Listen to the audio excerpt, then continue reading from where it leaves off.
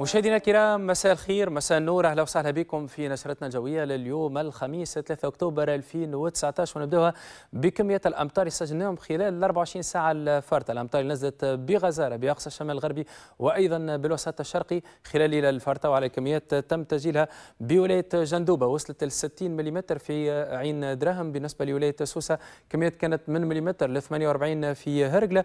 بولايه باجه على كميه كانت بنفزه 24 ايضا بمدينه القيروان. الامطار كانت من بين 3 ل 14 ملم بيت بلبه من ولايه المنستير. على كميه بتوزر كانت بنفتح 11 ملم. بولايه قفصه كميات روحت من مليمترين الى 9. برديف امطار متفرقه لم تتجاوز 6 ملم.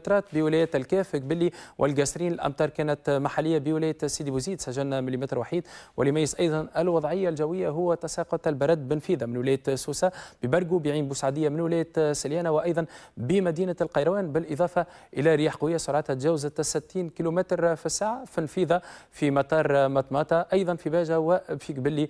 بالنسبه لطقس اليوم اللي يميز الوضع الجوي هو تراجع ملحوظ في درجات الحراره مقارنه بالفترات السابقه. الحراره القصوى اليوم كانت من بين 22 ل 27 درجه بالشمال بالمرتفعات، وايضا بجهه الساحل تونس العاصمه سجلنا فيها 26، والارقام تراوحت من بين 26 ل 31 في بقيه مناطق البلاد. مميزات طقس اليوم شوفوهم كالعاده من خلال تسلسل لصور القمر الاصطناعي، واللي يميز حاله السماء هو ظهور بعض سحب في اغلب مناطق البلاد، واللي كانت احيانا كثيفه ومؤقتا رعديه في ولايه الجنوب مرفوقه بنزول الامطار. لما الجانب الحركي وتواصل مميز للوضعيه الجويه، الرياح اللي كانت قويه بالمناطق الساحليه وايضا باقصى الجنوب مثيره محليا للرمال والاتربه، وسرعتها كانت في حدود ال 65 كم في الساعه في تونس كاتاج، ايضا في تبرقه 72 في اقصى الشمال في بنزرت. الليله ما زالت شده الرياح متواصله خصوصا في مناطق الجنوب مثيره محليا للرمال والاتربه. شهر بسام في تراجع مدى الرؤيه الافقيه كيف بالولايات الساحليه. درجه حراره ليلا تكون في حدود 13 بالمرتفعات، ارقام تتراوح بين 15 ل 21 في بقيه ولايات الشمال والوسط. وبالنسبه للجنوب من المنتظر بتكون بين 22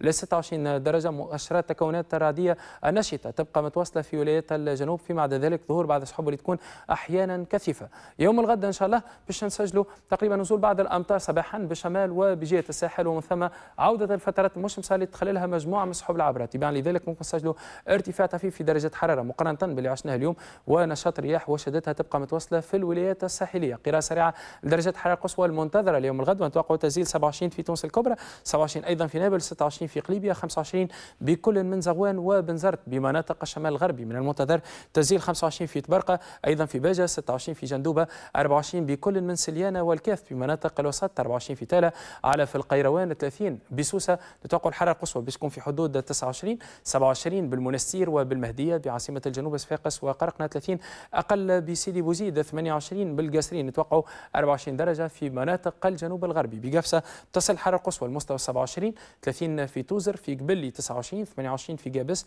وببقيه مناطق الجنوب الشرقي للبلاد بجزيره جربه الحراره القصوى تكون في حدود 27، 28 في مدنين، 29 في تطاوين، و31 درجه برماده.